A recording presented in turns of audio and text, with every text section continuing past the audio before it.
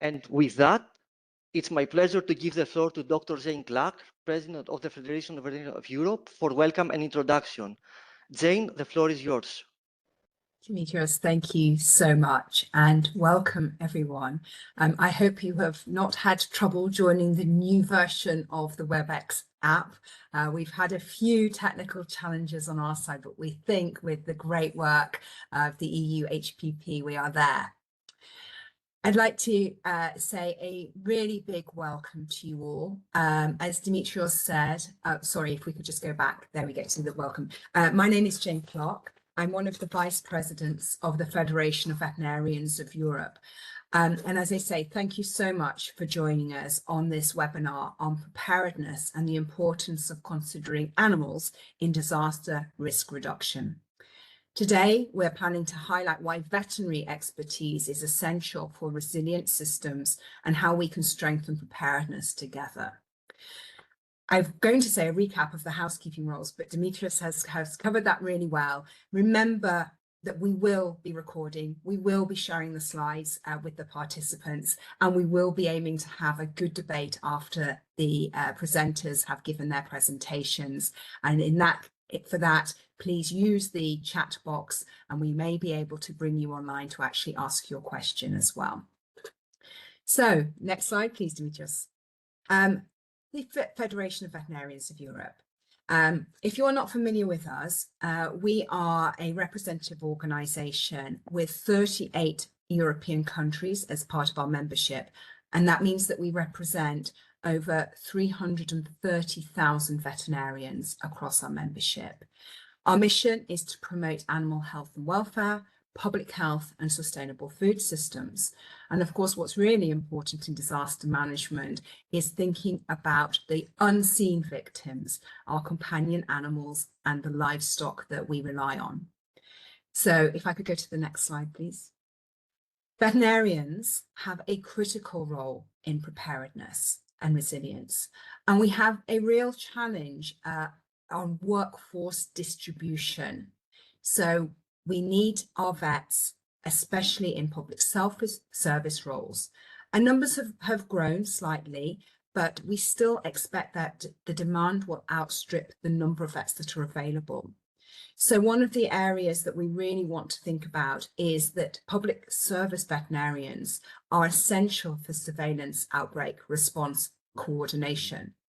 But of course, they also work really closely with the local veterinarians in clinical practice, who are often the first responders and need to be in those areas as well.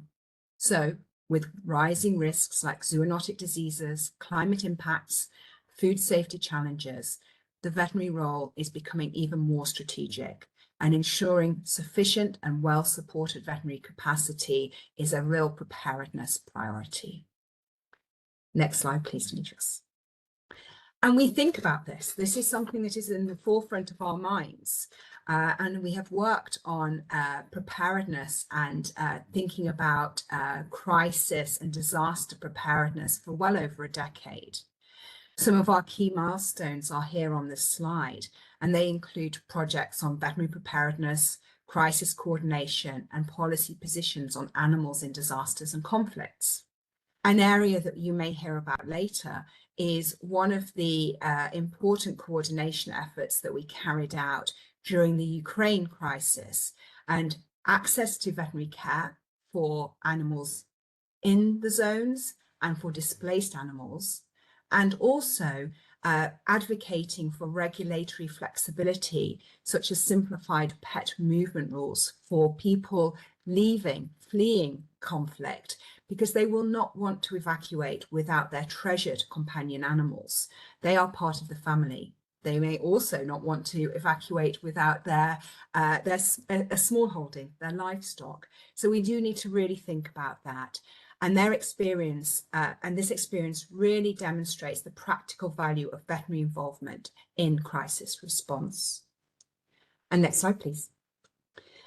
So two of the really important things that we have done in recent years, and building on this experience, is developing a position paper on pandemic preparedness. You can use this QR code to reach the full document and the infographics. But you can see that what it does is highlight the role of the profession, the veterinary profession, in preventing and controlling animal and zoonotic diseases, and serving as a call to policymakers to better integrate veterinary expertise into preparedness planning. It also provides some really concrete recommendations to strengthen One Health approaches. And if we can go to the next slide, you can see our key recommendations, which are around recognizing veterinary expertise as a public good and integrating it into global frameworks, developing risk-based contingency plans, including cross-border coordination, and strengthening the One Health approach through collaboration between veterinary, medical, and environmental sectors. Now, One Health is a framing that not everyone understands, but I think when we talk about how important to health, both the human and the animal health and welfare aspects are, and the health of our environment, it suddenly becomes very clear what we mean by One Health. It's thinking holistically across all of those systems so that they work together effectively. Now, these recommendations were developed in 2024 before the EU Preparedness Union strategy was announced, but we think they still remain highly relevant as implementation progresses. And then, of course, next slide, please. We continue the discussions. So we've expanded the discussion beyond pandemics into broader crisis preparedness. We've addressed this within our Veterinary Public Health and Sustainability Working Group, and we've had some dedicated sessions, including one that was held at our FVE General Assembly in Leuven in June 2025, where we really want to better define the veterinary role across all types of crises and disasters. And then the next slide, please, because this is the end of my introductions. Here's the contact information for the FVE. And I'm now going to hand over to the first of our three speakers, Paolo Dalla Villa, who serves as a technical officer at the World Organization for Animal Health, the Standards Department. He's based in Paris, and he provides technical and scientific support on disaster management and animal welfare. He's been actively involved in veterinary task forces established in the aftermath of natural disasters, such as the one that struck central Italy, the more than one, in 2009, 2016 and 2017. And for several years, he led the Italian Reference Centre for Veterinary Urban Hygiene and Non-Epidemic Emergencies and managed the Secretariat of the WOAH Collaborating Centre Network on Veterinary Emergencies, which is called MVetNet. Dr. Paolo, over to you, please. Thank you, Jane. Good morning, everyone. So, dear participants and colleagues, first of all, I'd like to thank the Federation of Veterinarians of Europe and the EU Health Policy Platform for offering me the opportunity to attend this important event and briefly discuss the vital role of veterinary services in managing natural disasters and the World Organization for Animal Health contribution to the enhancement of veterinary services capacity to minimize the impact of catastrophic events on animal health and welfare and veterinary public health. I also look forward to sharing my personal experiences at the service of the Istituto Zooprofilattico in Teramo, in relation to the active involvement of the Institute in the civil protection system that operated in central Italy during those years. Next, please. Founded in 1924, largely before the United Nations, the World Organization for Animal Health serves today 183 members, primarily aiming at preventing the spread of animal diseases. Over the time, the WOAH has consolidated its position as the global international standard-setting authority on animal health, welfare, and veterinary public health. Once developed on the basis of scientific evidences, best practices, and established expertise, these standards are adopted upon full consensus and included in the terrestrial and aquatic codes. as binding international references for the veterinary services to be understood, and this is very important, as the combination of governmental and non-governmental individuals and organizations that perform activities to implement these standards. Next, please. What we mean for natural disasters. The United Nations Office for Disaster Risk Reduction defines a natural disaster as a serious disruption of a community or society due to significant human, material, economic, or environmental losses that exceed available coping resources. Disaster management involves a risk-based approach aiming at minimizing the impacts of natural or man-made emergencies. In 2023, the United Nations and the International Science Council identified 281 hazards grouped into 8 hazard types: hydrogeological, meteorological, extraterrestrial, geological, environmental, chemical, biological, technological, and societal. And here we have a clear list of hazards that are more relevant to veterinary services. We possess specialized skills that address many disaster-related issues, making them vital assets within emergency response frameworks. Our extensive knowledge and operational skills on animal health and welfare, disease prevention, zoonotic disease surveillance and control, food safety and security issues makes us key players in disaster risk management, planning and response. Nevertheless, we should strive to increase our response capacity and actively contribute to all phases of the disaster management cycle. This is particularly important in communities that rely on livestock or have fragile veterinary infrastructure. Instead of focusing on individual disaster scenarios, we should adopt a multi-hazard approach that highlights commonalities across different types of disasters.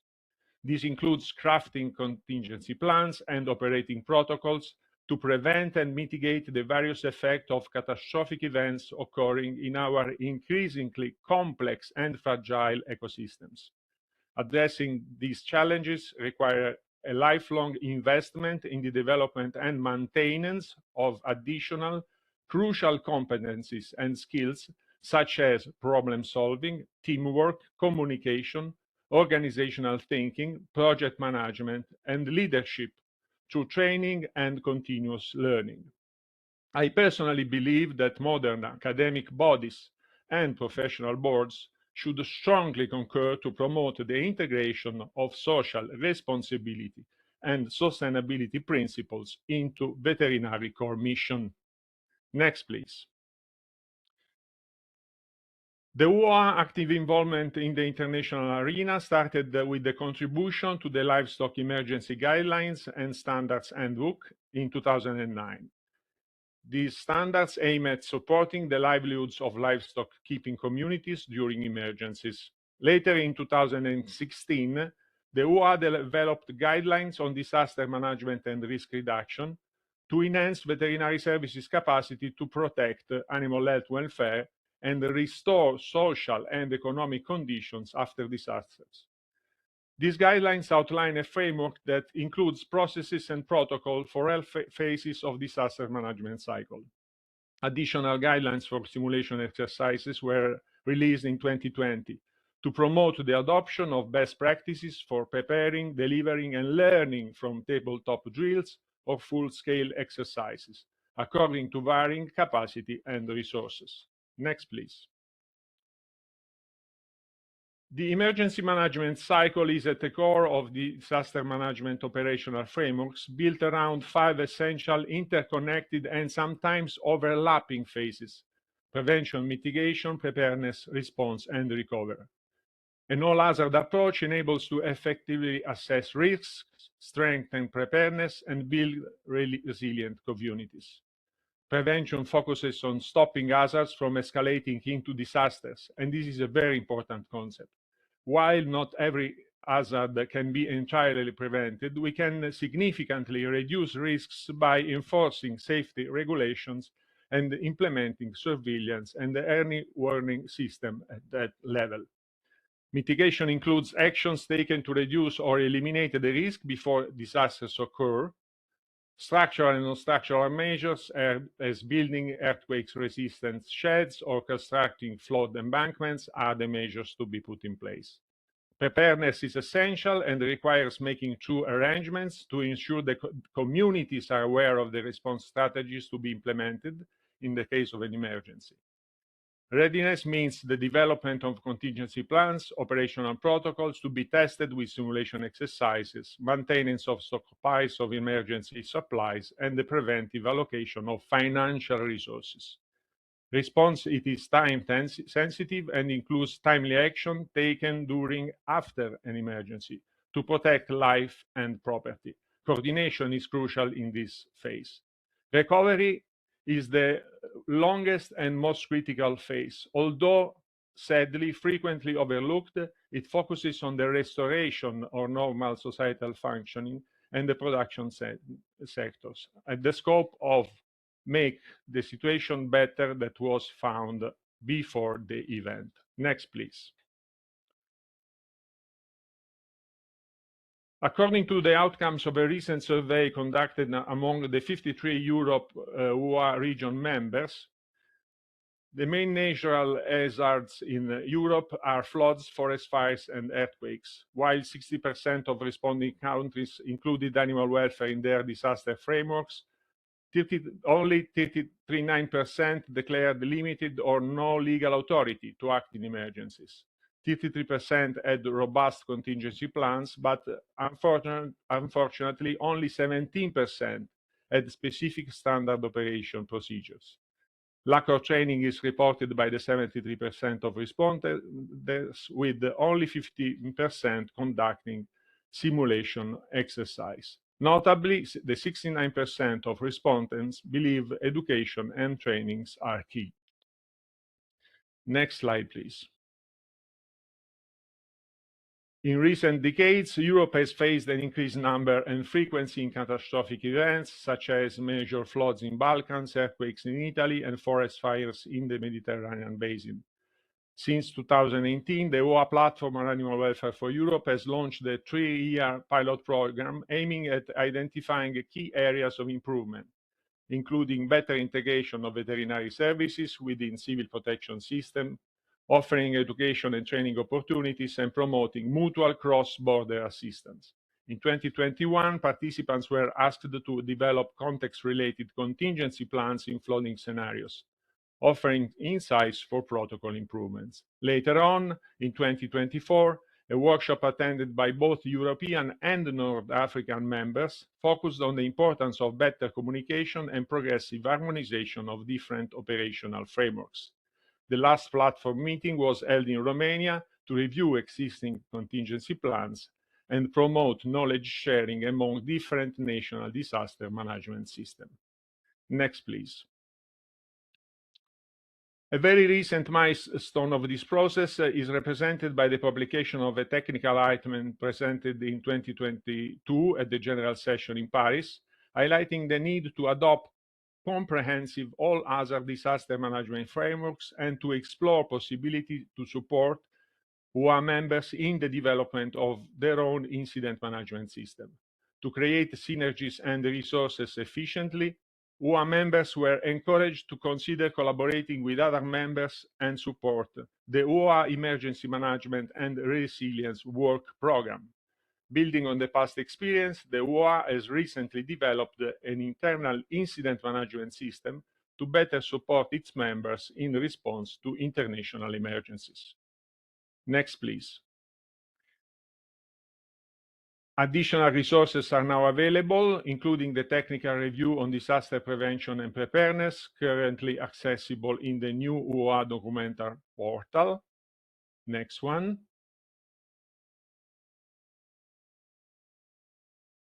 And I believe it is of utmost important interest. We have a dedicated online training program now accessible with 3 modules that are already available, and the 4th one will be released soon. And this is open to the colleagues that are interested to increase their level of awareness and competence on this complex matter. Next, please. Actually, one of the most important steps was again triggered in 2022 by the General Session resolution recommending to integrate emergency management into WOAH international standards. In fact, another group convened in 2024 with the objective to review the code and propose a new chapter in order to define key emergency management terminology and recommend next steps. A draft version of the new terrestrial animal health chapter on emergency management, to be included in the section of the quality of veterinary services, is being circulating for comments with the perspective to be adopted next year. The new chapter emphasizes the need for sustainable resourcing, planning, training, simulation exercise to improve readiness for emergency, encourage commitment to continuous improvement. Main objective to guide the members in defining essential capacity capabilities, developing emergency management structure, processes, and supporting systems. Next, please. Well-prepared and flexible veterinary services should therefore be integrated into inclusive disaster management operational frameworks. However, veterinary emergency teams should not be deployed without a clear knowledge of the expectations, duties, and required skills. Mapping of competencies and resources at a multidisciplinary level is key to identify, prioritize, share, and harmonize soft and technical skills to be acquired in peacetime. New technologies offer now the opportunity to increase our capacity to be effective. Nevertheless, the human factor, and this is the personal experience I want to share with you, remains fundamental. Listen and learn from people and foster trust-building process is essential to rely on positive relations and transparent information sharing channels to be activated in case of emergency. Next, please.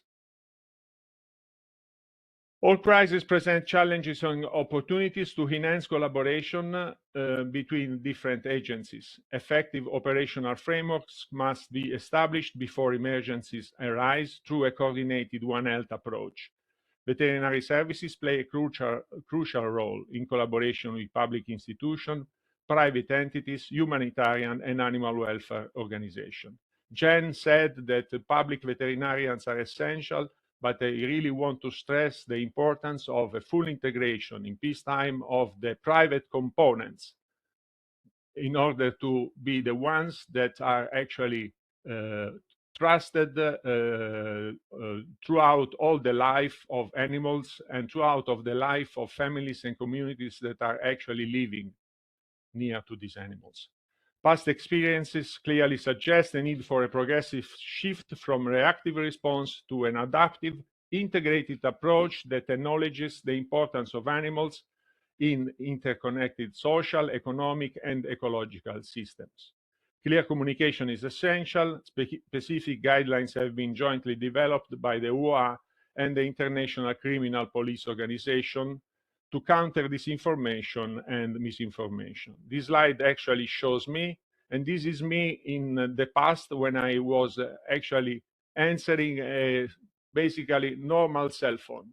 We should consider the importance of technology, social media, the strength, the power, and even the collateral effect of having these systems in your hands and being flooded by calls, images, videos. So never forget that technology is essential, but we have to master it and use it, being aware of the limits and the complications that might bring forward. This is almost the last one, please. Next. In this context, the qualified contribution of farmers, business operators, private practitioners, animal owners and keepers, as well as the civil society at large remains essential. NGOs should be integrated in disaster management frameworks by promoting and finalizing memorandum of understanding and agreements, developing and maintaining a roster of accredited volunteers, The increasing importance of this topic, along with the need for ongoing collective progress, is evident from our perspective. At the request of our members, discussions are currently underway regarding the establishment of a dedicated WOAH network of contact points, and this will be another very important step up. The final one, please. With this, I want to express my congratulations to everyone who made this event possible and fully aligned with the WOAH vision of promoting animal welfare alongside human well-being and environmental sustainability. As you return to your daily routines, I encourage you to share the insights presented and discussed today. Veterinarians are expected to play a crucial role in animal care and public health protection. It is our professional obligation to develop and promote ethical and sustainable practices that benefit animals, the natural environment, and the society as a whole during emergencies and in peacetime. Thank you again for your kind attention. I warmly invite you to come up with questions, comments, or remarks either now or during the upcoming session. I really thank you so much. Last slide is actually showing the monography published by the New Zealand Veterinary Journal. Out there you will find lots of good papers and the after action report of the Istituto Zooprofilattico contribution to the management of the earthquake in L'Aquila in 2009. Thank you so much. Thank you indeed, Paolo. You have shared your wealth of experience and your insights with us, and we're very grateful. I was particularly struck by your advice to listen, learn, and establish trust, but also to know where it already is. In other words, in the community of veterinarians, which absolutely I agree. It's across the whole of our profession that we need to engage. So now it's my pleasure to introduce our next speaker, Ruud Tombrock. He has served as the Executive Director of Humane World for Animals Europe since 2017. And previously he held leadership roles at the World Animal Protection and Netherlands Red Cross, and has also served on the Netherlands Council for Animal Affairs, where he chaired several working groups. And just as I hand over to Ruud, please do put questions in the chat. There's a lot of encouragement to do so, and I really would encourage you to do that so we can have a great debate after our speakers. And now, Ruud, over to you, please. Thank you very much, Jane, and good afternoon, everyone. And thank you very much for the invitation to speak today for the EU Health Policy Platform. Before I begin, let me briefly introduce Humane World for Animals to you. Humane World for Animals is one of the largest animal protection organizations in the world, working globally to improve the lives of companion animals, farm animals, wildlife, and animals used in research and testing. For many years, we have been involved in disaster preparedness and disaster response activities around the world, supporting animals and the people who care for them in the aftermath of hurricanes, floods, earthquakes, wildfires, conflicts, and other emergencies. As disasters become more frequent and severe across Europe, we are increasingly bringing that expertise and experience to the European context. And that is why we believe this conversation today is both timely and important. Across Europe and beyond, we are seeing more floods, more wildfires, more extreme weather events, and more displacement caused by conflict and climate-related disasters. And every time a disaster strikes, animals are affected too. Yet, as Paolo already pointed out, animals are still often overlooked in preparedness planning and humanitarian response. And today I would like to focus specifically on companion animals and explain why they matter not only for animal welfare, but also for human well-being, mental health, and an effective humanitarian response. This slide shows that animal inclusive disaster planning matters for several reasons, actually. It matters for public health. It matters for food safety and food security. It matters for economic and community recovery. It matters for ecosystem resilience. And it matters for human well-being.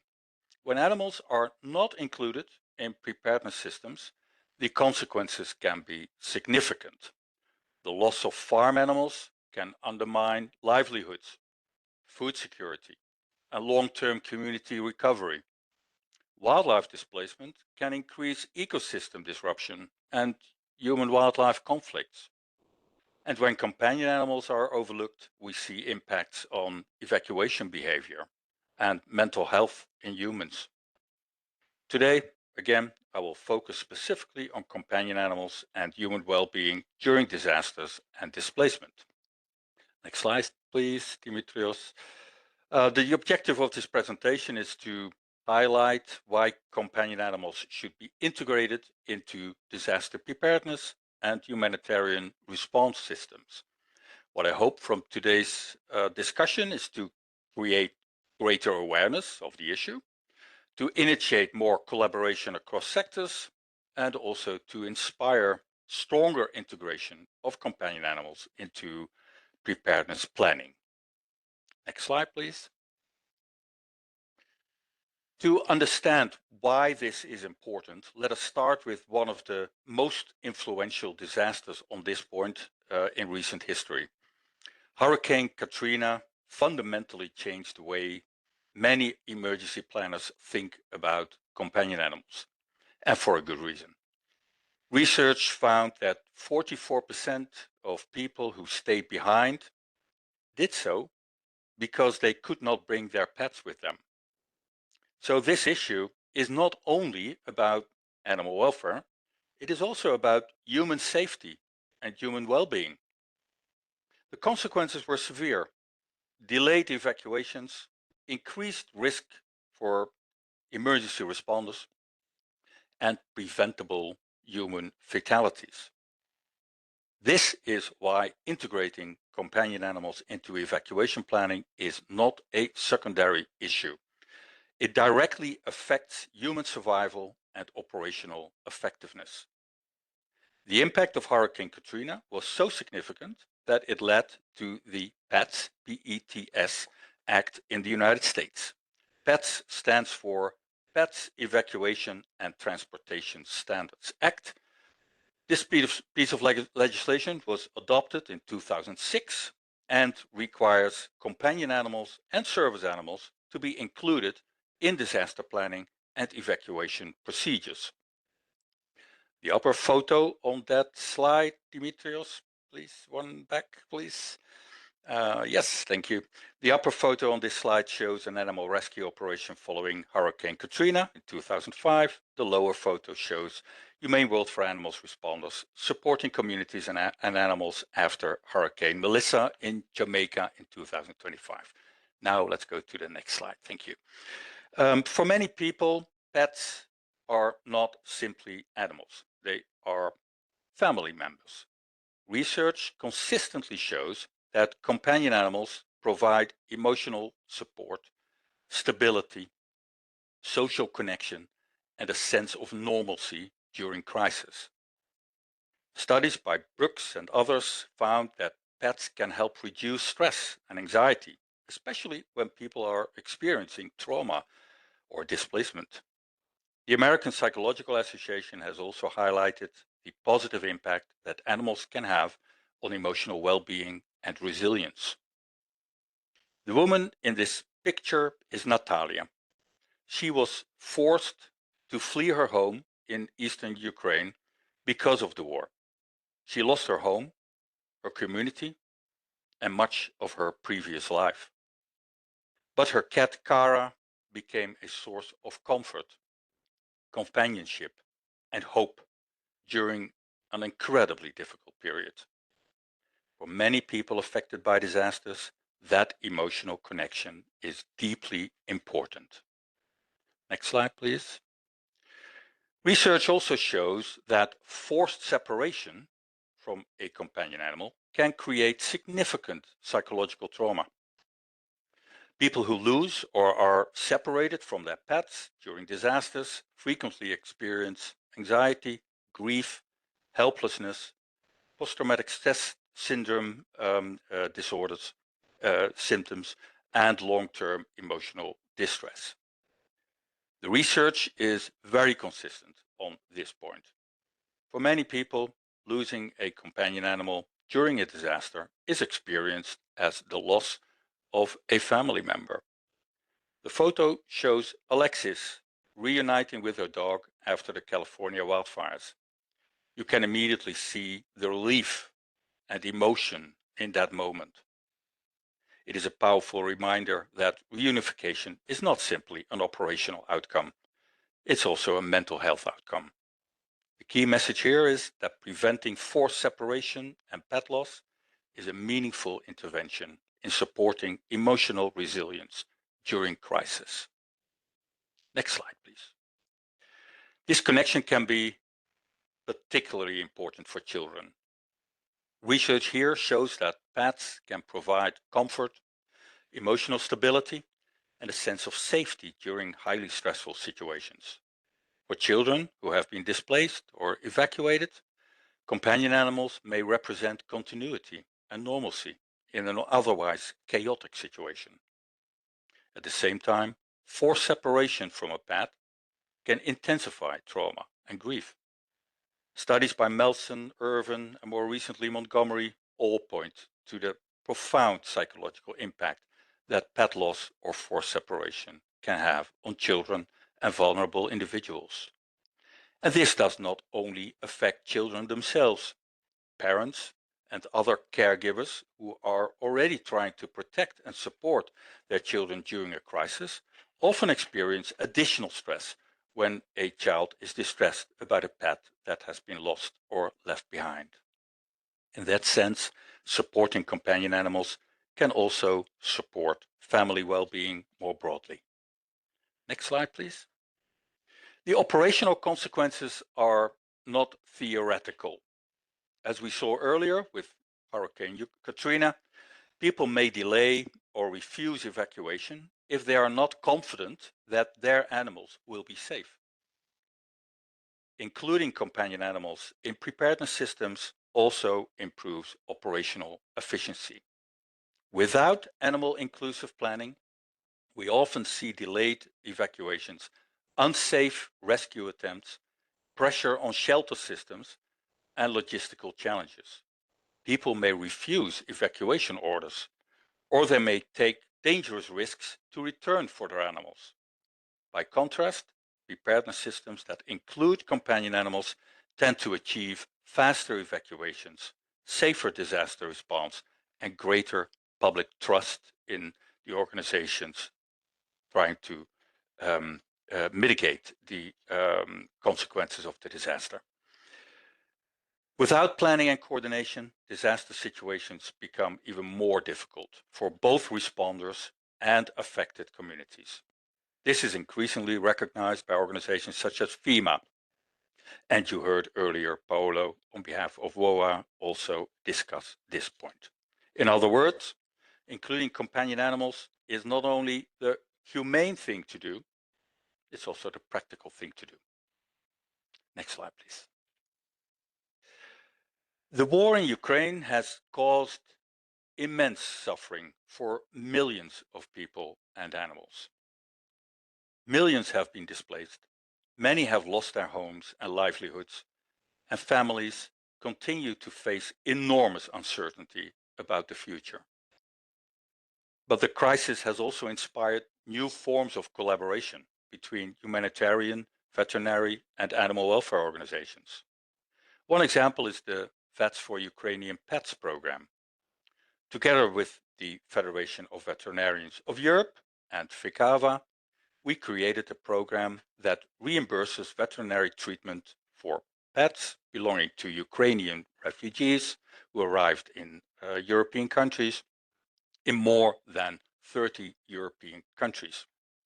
It covers essential veterinary services such as vaccinations, microchipping, and urgent medical treatment. Almost 4,000 companion animals have received support through the program. The objective was simple: helping people and their pets stay together during displacement. Next slide, please. A second example is our collaboration with the Ukrainian Red Cross. Internally displaced people who have been forced to flee their homes but remain within the country, within Ukraine, visit Ukrainian Red Cross distribution points to receive humanitarian assistance, such as food, hygiene supplies, blankets, and other essential items. Through our partnership, they can also receive pet food and basic animal care supplies. Many of these families have lost their homes and their livelihoods. They are trying to rebuild their lives while coping with displacement, uncertainty, and financial hardship.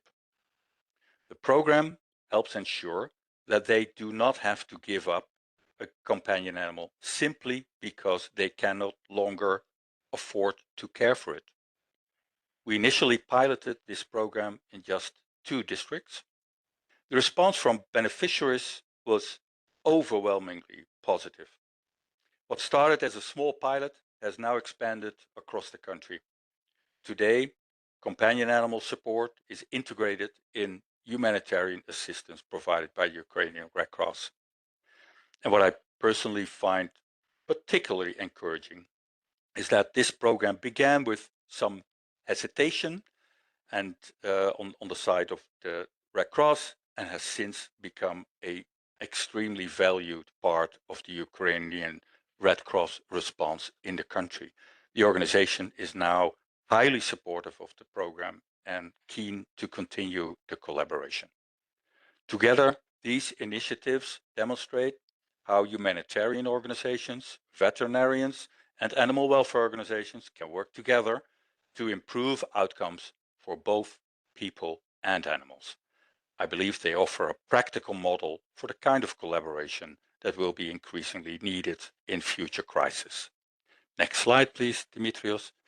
Oh, yes, this is the slide where I have to apologize. This is the moment where I wanted to play a very short video for you, 30 seconds of a Ukrainian refugee talking about how important the support was for her that she received from the Ukrainian Red Cross to keep caring for her dog, and how important that for her was.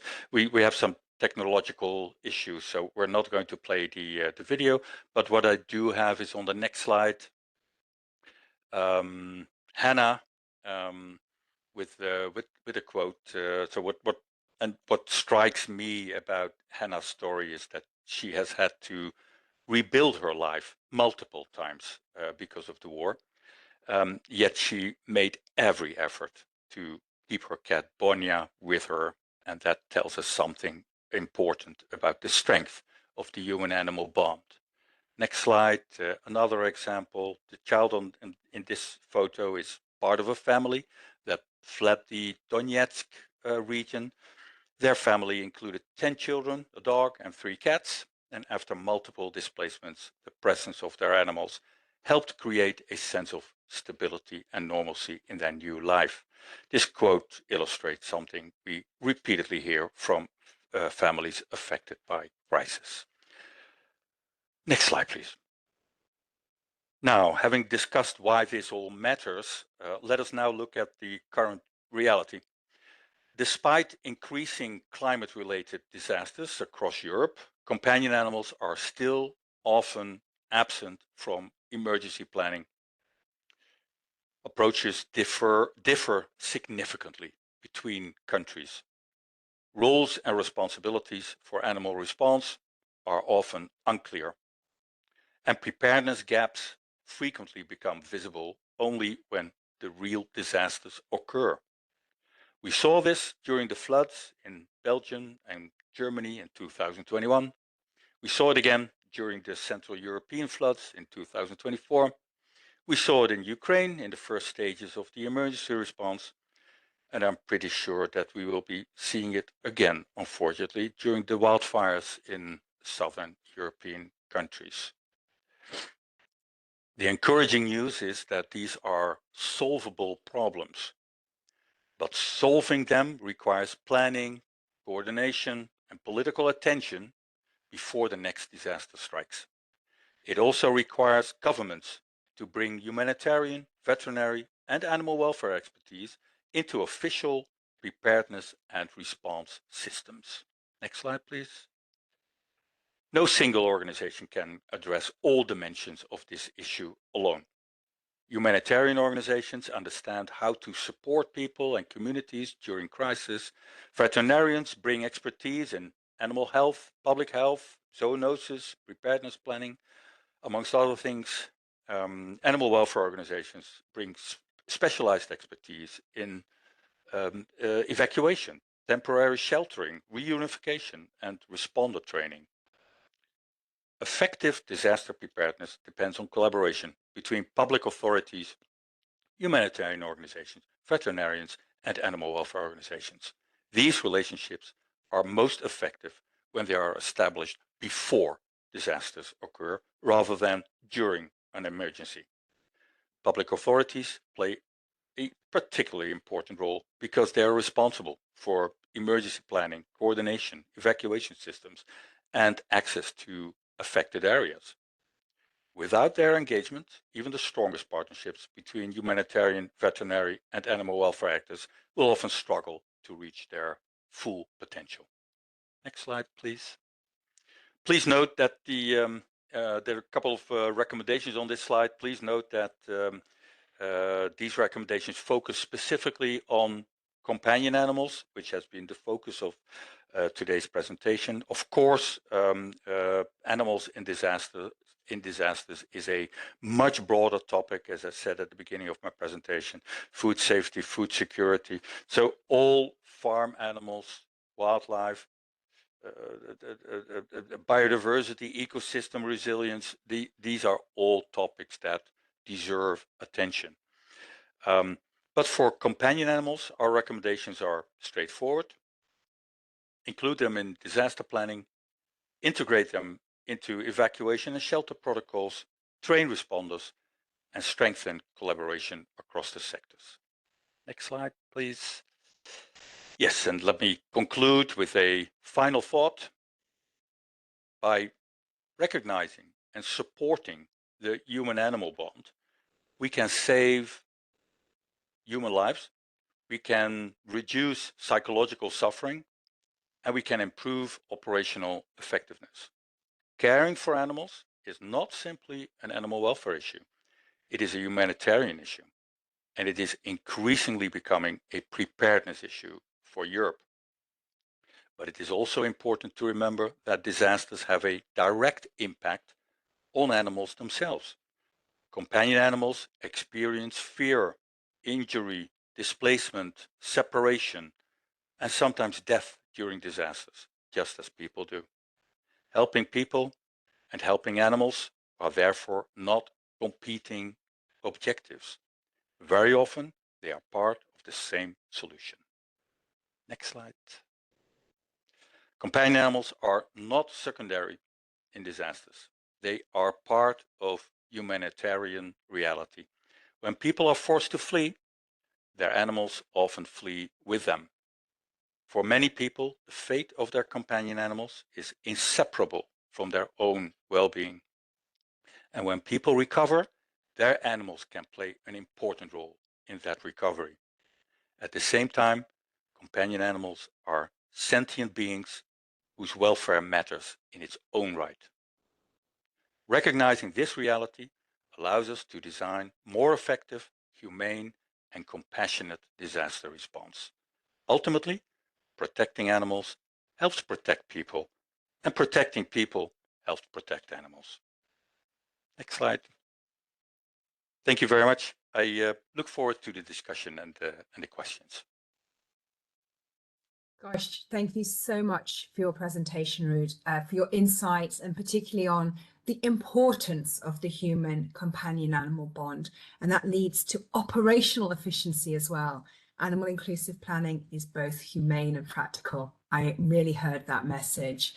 I also just wanted to add a personal reflection. I've been flooded, my home has been flooded, but luckily I did not have to evacuate. And I know that if I had, I would have wanted my companion animal, my feline supervisor Willow, to come with me.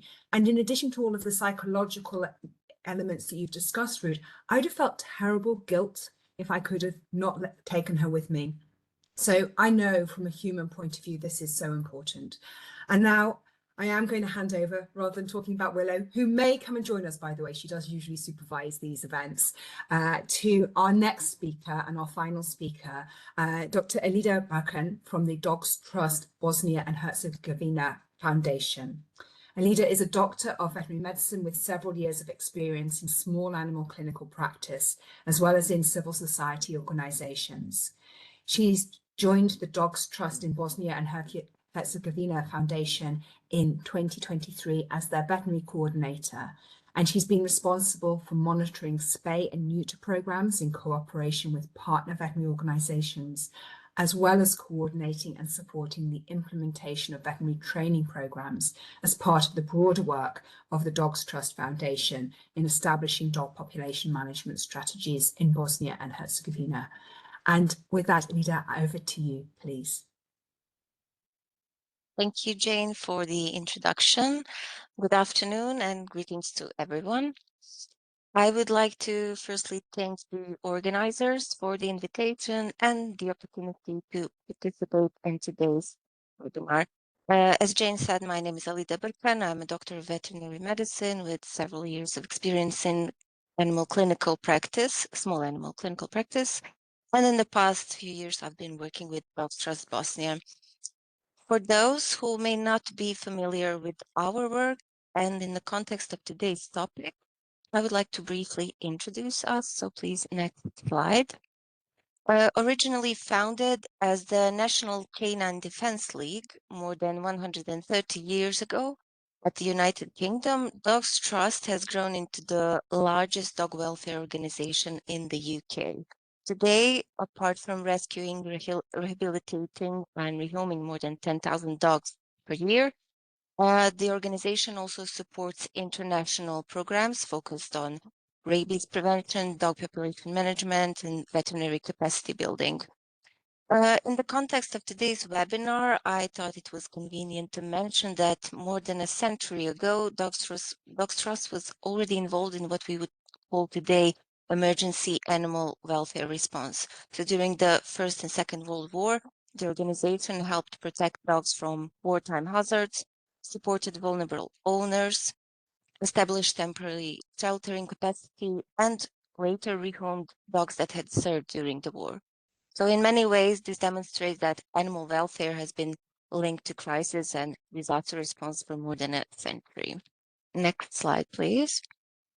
In 2012, Dogs Trust established its representative office in Bosnia and Herzegovina, today operating as Dogs Trust Worldwide Foundation Bosnia.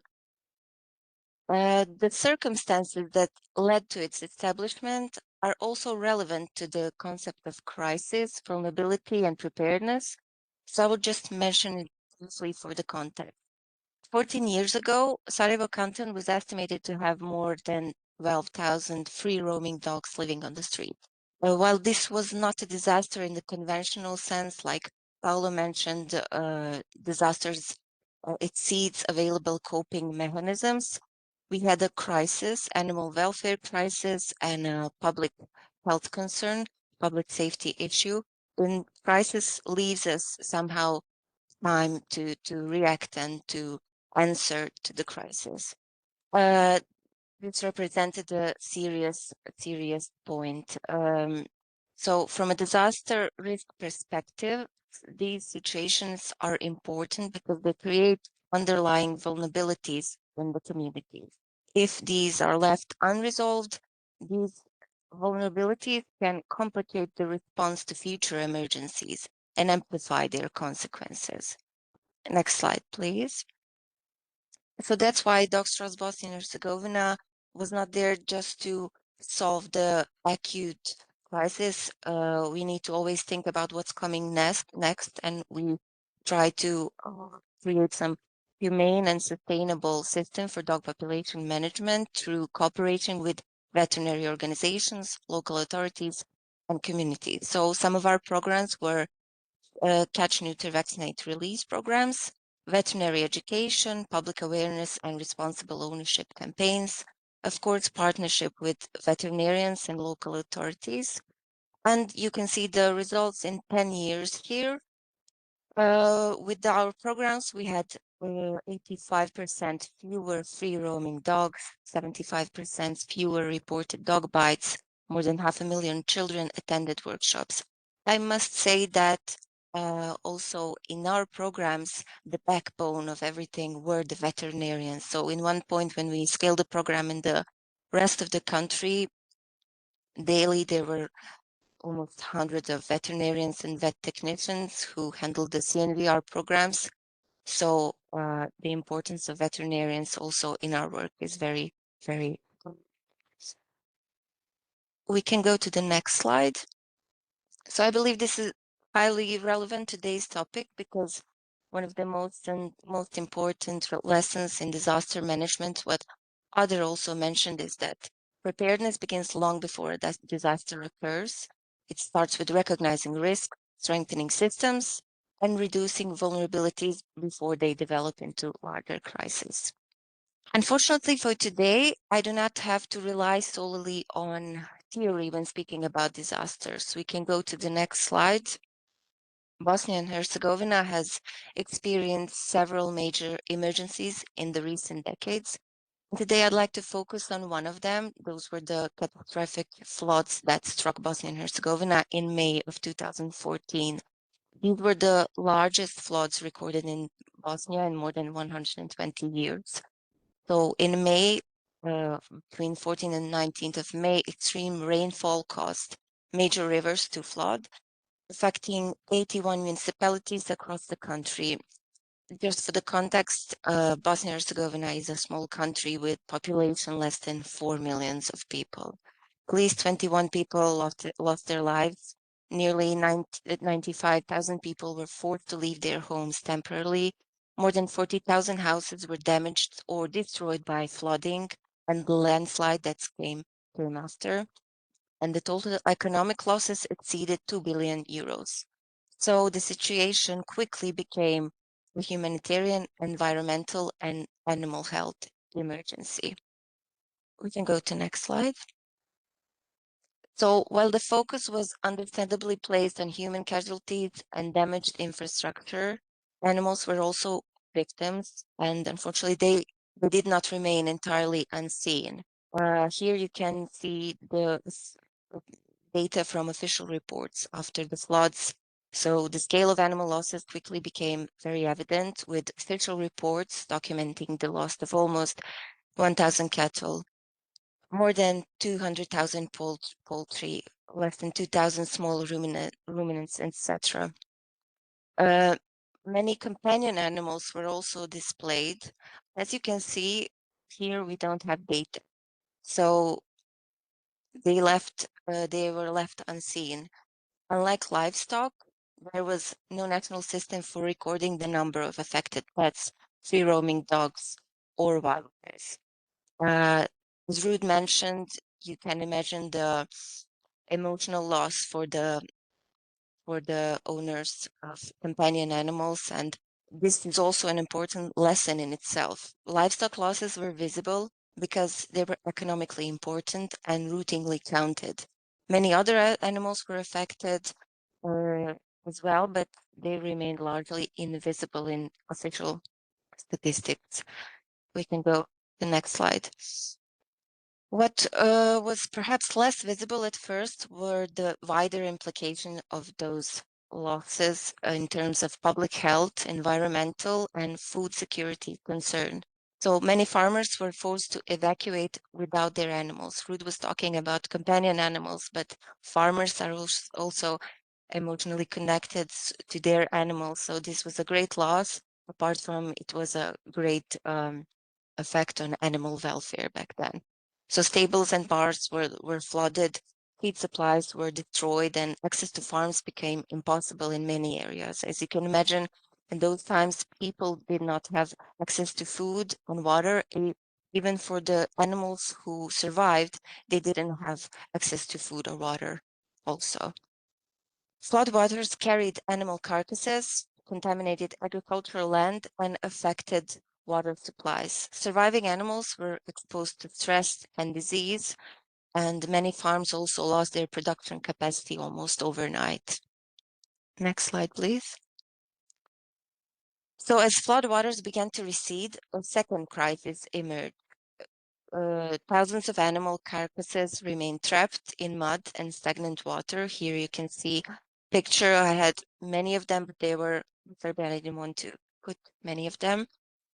It was a serious concern about disease outbreaks, environmental contamination, and public health risk. So this was the point where veterinary services became critically important, and their role extended far beyond treating animals. As Jane mentioned, we need to recognize veterinary expertise. So it's very, in this situation, we can see it in full potential. Federal Civil Protection Administration, cantonal veterinary services, veterinary inspectors, and the veterinary faculty of the University of Sarajevo were all involved in response activities. The response was fast, and the great importance is that they were all working together. Civil protection, especially Ministry of Security and Armed Forces, etc. And next slide, please. Official reports show that veterinary teams, as I said, worked with civil protection units. They had to identify locations for safe carcass disposal, assess the health status of animals in affected regions, and support field operations aimed at reducing epidemiological risk. Mobile veterinary teams were deployed to some of the most heavily affected municipalities. As you can see here, it was very hard to access all the animals. So a lot of organization helped, a lot of even sport teams, canoe teams with boats and everything. It was the importance of volunteers are also showed here, that importance. Civic protection authorities also issued international requests for assistance, specifically aimed at recovering animal carcasses from flooded areas in order to prevent the spread of disease. At the same time, local authorities and veterinary services warned farmers not to use contaminated food and agricultural products originated from flooded land. Livestock owners faced additional challenges due to food shortages. We can go to next slide. So following the floods, public concern about infection diseases was extremely high. Images of decomposing animals, contaminated water, and landslides created naturally fear amongst the population. So veterinarians, beside everything they did, as you could see in the last slide, they became important communicators as well as technical experts. So through media appearances and public information campaigns, they explained actual risks and advised communities on how to protect themselves. Here you can see some pictures of rescuing, of actions of volunteers. Here is also our colleague Muhyiddin. He, as Trust Bosnia was young organization here, we organized help for shelter in Orache, north of Bosnia, with a lot of companion animals, dogs and cats, who were abandoned or lost, or they were roaming dogs. So we provided food, but also all the other international organizations had a massive role in this. So as I said before, veterinarians were informing people how to disinfect water. They worked with health services to reduce the risks of diseases of leptospirosis, enteric infections, other waterborne diseases. This is also what Jane mentioned, the importance, and Paolo also, importance of One Health approach. Particular attention was given to areas with historical presence of anthrax. Flooding and landslides can disturb soil layers and potentially expose dormant anthrax spores. So as a precautionary measure, vaccination of surviving livestock was carried out in the areas assessed as being at higher risk. We can go to next slide.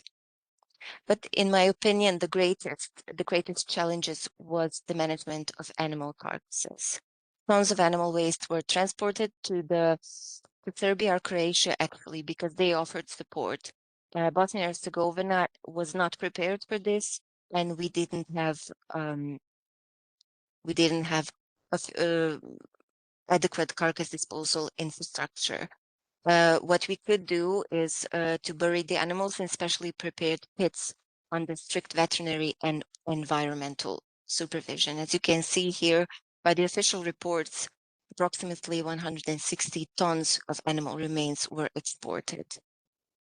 So this was essential, and everyone had to react very quickly. As you can imagine, temperatures were high, and it was a very big risk. So for me, this is a critical thing. We can go to next slide. So looking back, the floods revealed several vulnerabilities that existed long before the disaster itself. Even though we had veterinary expertise, the legal framework did exist. Dedicated professionals were present, but what was missing was a sufficiently coordinated and standardized veterinary disaster response system. There was limited capacities for carcass disposal, insufficiently developed emergency protocols, fragmented data systems, and no comprehensive mechanism for tracking companion animals and wildlife during disasters. In many ways, this disaster exposed weaknesses that had been present long before the floodwater arrived, actually. Next slide, please. As you all already mentioned, preparedness must include animals also. We need veterinary contingency plans, animal evacuation protocols, identification and traceability systems, clear carcass management procedure, of course, and strong One Health coordination. Companion animals, free-roaming dogs, and wildlife should also be included in official disaster assessment and reporting systems. Most importantly, veterinarians must be integrated into disaster planning long before an emergency occurs. The 2014 floods demonstrated that veterinarians are not only responsible for animal health, they are also essential contributors to public health, food security, environmental protection, and disaster resilience. This event demonstrates that animal welfare cannot be separated from community recovery. And when veterinary services are not integrated into the response, the consequences extend far beyond animal welfare alone. We can go to next slide. These are the measures that were implemented immediately after the flood. The flood shows that 2014 that animals may be among the unseen victims of disasters, but they can also become a source of unseen risks when preparedness and coordinated response are lacking. You can go to next slide. These are resources that I used. Next slide. Here you can see, the action between volunteers and veterinarians and securities, securities. Next slide, please. With this, I would thank you for the attention and invite you to ask questions and, of course, contact afterwards. Thank you. Gosh, thank you so much, Alida, for your presentation and your insights. One of the things that I particularly spotted was the visible impacts are just the tip of the iceberg. So you talked about the almost 4 million euros direct losses in livestock, but that was just the visible and not the invisible impacts. The wider impacts on human and animal health, the emotional and financial impacts, all of the requirements for response and recovery, but also there was some joy there, the opportunity for the veterinarians to be key and trusted communicators with the public. And maybe that's something we can explore in a while. So we do move on to the next set of slides. And events like today's webinar are really helpful in ensuring that the veterinary professionals across Europe remain informed, connected, and ready to respond. And so, as I say, thank you to all of our speakers. They've provided invaluable insights into the European situation, the field perspective. And before I open the floor to further questions, I've seen at least one has gone into the chat. I'd like to first guide some of that discussion with a few brief reflections. So to do that, I'd like to look at two important dimensions, the EU institutional level, and then also how this is connecting with the diversity of realities across different countries and different sectors. So if we could move on to the next slide, please, Dimitros. At an EU level, preparedness is a strategic priority. The Preparedness Union strategy outlines key actions across areas such as foresight, resilience, and coordination. It emphasizes cooperation across sectors, which we've heard in our presentations, and it includes the public, private, and civil military collaboration. The FEE contributed to discussions in the European Food Security Crisis Preparedness and Response Mechanism. And these frameworks really provide an important opportunity to integrate veterinary expertise, as we have been discussing. And then next slide, please. Of course, we need to think about how it feels to be on the receiving end of a crisis or a disaster. And the European Citizens Panel on Preparedness has gathered input from citizens across all member states. It's produced 20 recommendations across topics such as communication, inclusion, and education, and notably preparedness at a household level. Do you have an emergency kit, a grab bag? It was a recurring theme. This all aligns really well with our preparedness toolkit initiative, and you can access the full recommendations via this QR code. Hopefully people are ready with their cameras to get the QR codes. So next slide, please. We're looking ahead. And there are several practical initiatives that we think can strengthen preparedness. Mapping existing resources and systems involving veterinarians, creating a reserve network of volunteer private veterinarians who can be mobilised in emergencies. Although I have to stress, we should not expect veterinarians to give their professional expertise for free. This is really about how we integrate into the systems. And one of the areas that I'm really conscious of, and maybe a question I will ask, is how do we bring animals and vets up the agenda in terms of seeking funding? And as I say, this can be linked to public services and broader emergency systems, but we need dedicated forums to exchange knowledge and to coordinate. And ultimately, better integration between private and public sectors is going to be absolutely key for any effective response. So we'll just move on to, I think it's my final slide. And this is some of the work that the FEE is taking forward. So please, again, here's another QR code. I do like my QR codes, but the links can all be available as well in the chat. We can perhaps do some of that if I could ask Lauren to put some of the links into the chat. So we're supporting a preparedness resource toolkit. We're gathering information of existing guidelines and tools for veterinarians and animal caretakers, and we expect the topics to include planning, emergency supplies, identification and training. And the goal is to make preparedness resources easily accessible in one place. As I say, you can use the QR code to explore our current version, but we're seeking to improve this continually and to iterate it. And as you can see, there is a lot of resources here and a lot of insight from our speakers, but we also hope there will be insight from you, our attendees as well. So I think there's really strong EU level framework, but there are also vulnerabilities which are often only exposed at the point at which disaster strikes. And we have very different realities in how preparedness is understood and implemented across different countries and sectors. So with all of this in mind, we'd really like to hear from you. We were going to hold a poll. Unfortunately, the new WebEx is giving us some technical challenges. So instead, we will be relying very much on the traditional chat or raise your hand, and we'd like to bring you in for any questions that you might have. And on that note, perhaps, and Dimitros, we didn't actually discuss this, perhaps we could, yes, just go to a slide that shows that's the one. The floor is yours. I knew there was a slide for this. So please pop your questions in the chat.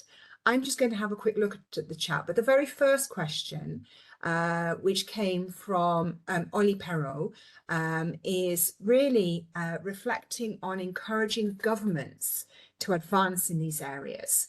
And so the areas that he talked about were around, sorry, excuse me, he did look particularly into the Balkan area, but I think these questions apply anywhere. How veterinary expertise is recognised and incorporated, where decisions impact communities, livestock and companion animals, and have we got the right balance of focus on prevention, preparedness and early detection versus response and recovery? And have we got those coordinations right? So the question to the panel, and please decide who would like to answer. How can we effectively encourage governments to advance in these areas when they are not actively participating in knowledge sharing platforms like these webinars or investing in relevant professional expertise within their institutions? Maybe I could come to Paolo first, but Ruud looks as though he may also like. Oh yeah, I'm ready for it, Jane. He's ready. Off you go. Well, Ruud, please come first, and then shall I kick it any off, other and then reflections. Polo You will kick take it off. over. Yeah. So, and first Brilliant. of all, thank you very much, Oli, for this question, because it's such an important one. There are a couple of reflections there. So first of all, I think that a approach, that there is not one approach that will work in every country. As Jane just pointed out, you do need that local approach, because countries are different. The status quo on animal welfare and animal inclusion in legislation and emergency protocols is very different from country to country. So you're starting with a different situation. In some countries, there is nothing. In some countries, there is at a higher level, like the EU framework. There are some frameworks in place, but there are issues, as Paolo also talked about it in his presentation, to translate those into very concrete measures and protocols. So first of all, the approach needs to be country specific. Second is I think that veterinarians, humanitarian organizations and animal welfare organizations, they all have their own expertise. They should work together and join forces and start a conversation with the authorities. And the third reflection that I had was that, you know, what you often see is that, and we noticed that too in our work with the Ukrainian Red Cross, you need to overcome a bit of a hurdle. So it's not for everyone self-evident that animals need to be included in the plans and protocols as well. So by starting that conversation and providing examples, as we have seen a couple pass by today, of other parts of the world, and that could help to overcome that initial hesitation to talk about the inclusion of animals. But I think in general, that's the last thing that I'm going to say about this. I think that if you look at the situation in Europe, the number of disasters is rapidly increasing now over the past few years, in particular the natural disasters, but there are also other crisis situations that we may expect in the years to come. And if you look at that, then the motivation will automatically come, but let's hope that there's no concrete disasters necessary to get people motivated, and that we can be, you know, prepared when it happens. Thank you, Ruud. And just before I move on to Paolo and perhaps Alida as well, I think we are joining forces here today. This is one of our first steps of joining forces together to influence. But I think one of the questions is, how do we get animals up the agenda when any preparedness is often one of the last things on government's minds? They're looking at the thing that's happening in front of them, aren't they? And not necessarily planning for the future, when we know that prevention is always going to be more cost effective than responding. So I think that's going to be really interesting.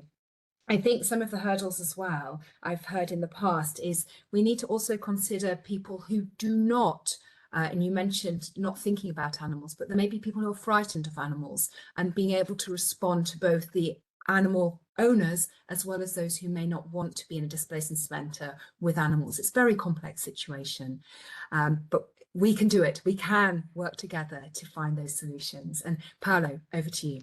Yes, Jane, thanks for the question. Now, I really would like to give my own opinion, personally based on the experience I made.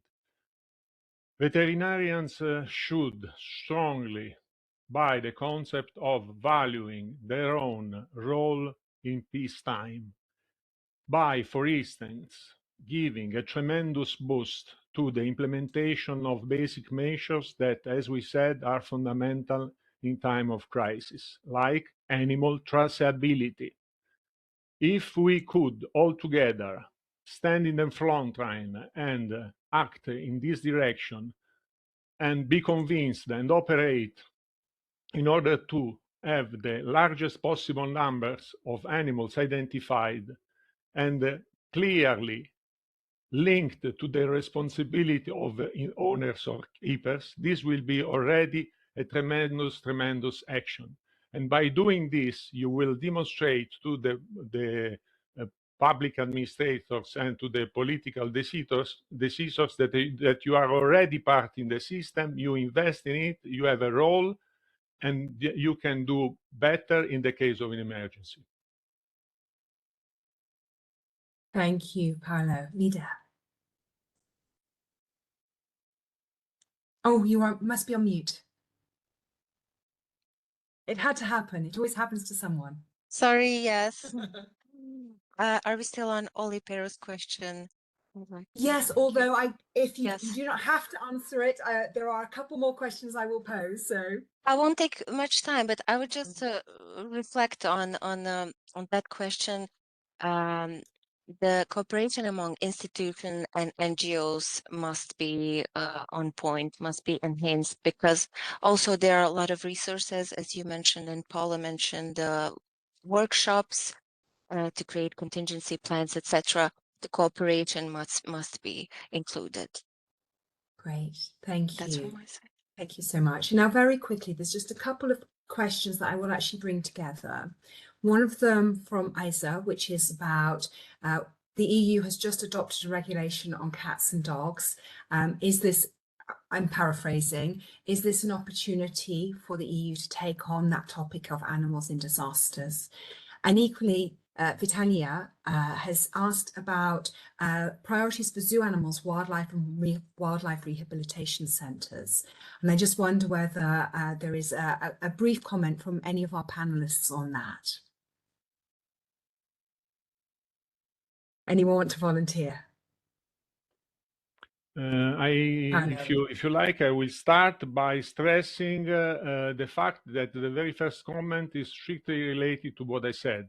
Absolutely yes. Through a full implementation of the new regulation, we will achieve a tremendous upgrade of the systems that should be in place in peacetime and in preparation to possible crisis. As for the second question, can you please remind it to me? Well, perhaps that is a question for a whole new webinar, but it was really around zoo animals, wildlife, and wildlife rehabilitation. Absolutely. Yeah, this puts another fundamental concept, because what I believe it is very important to take those opportunities to have a shared understanding of basic concepts, even in terms of terminology, what we mean with what. And what is important in this regard? What is essential is that we should put every kind of crisis in the given context, which means that contingency planning is not equal to contingency plan. It's a process to be activated by the different competent authorities in order to make sure that all the elements are addressed, all the elements that are present in a given area or territory, community, city, town. And it's a methodological approach that will easily include the obligation by the competent authorities to take action in relation to these specific animals that are kept under specific context, and they are under specific risks in a given territory. So I believe that our very important investment should be in the capacity of increase our competencies in contingency planning, in order to be sure that everybody knows what is his role, responsibility, what is going to provide in case of. Thanks a lot. Thank you so much. And Christian has asked a similar question around laboratory animals, but I feel as though we do need to draw the webinar to a close. Every question that you have put will be recorded, and we may be able to provide additional responses from our great panelists. So I'm just going to close now with a few very high-level reflections and to think about the challenges that have been raised, the opportunities that we might have working together, and whether we have any practical next steps that we can take. And I think this is a really practical next step, that we have brought all of these really great speakers together, and we'll be able to develop advice or a report from this meeting, which I think will be really useful. So what we've heard is that veterinary services are critical to emergency response, but emergency response is around a cycle: prevent, prepare, respond, and recover. And we need to be involved in all of those areas as veterinarians. It's really important to be proactive and shift from a reactive response. And words that I really would like to hold dear is listen, learn, and establish trust. And veterinarians are often very trusted professionals in this space, so we can deploy that trust in an event of a disaster. We heard particularly today about companion animals and how important that is. Protecting animals, though, protects people, all animals and all people. And the collaboration between humanitarian organisations, animal welfare organisations and veterinarians is key and can be effectively integrated into plans. I'm going to finish just by saying preparedness, and this is from Alida. Preparedness begins long before disasters occur, and by recognising the risks and strengthening our systems, we reduce our vulnerabilities. And on that note, we've hit 2:30, which is the official end of the webinar. And I'd like to thank all of our speakers for sharing their expertise, for you, our participants, for your engagement and your questions that we've posed. Your contributions will help to make this even more meaningful and productive. And as a reminder, the webinar has been recorded. We will be able to share it so it can be watched back and shared. And the slides will also be shared with the registered participants. So on that note, we look forward to continuing this collaboration in the future. Thank you so much, everyone, and have a good rest of your day. Bye-bye.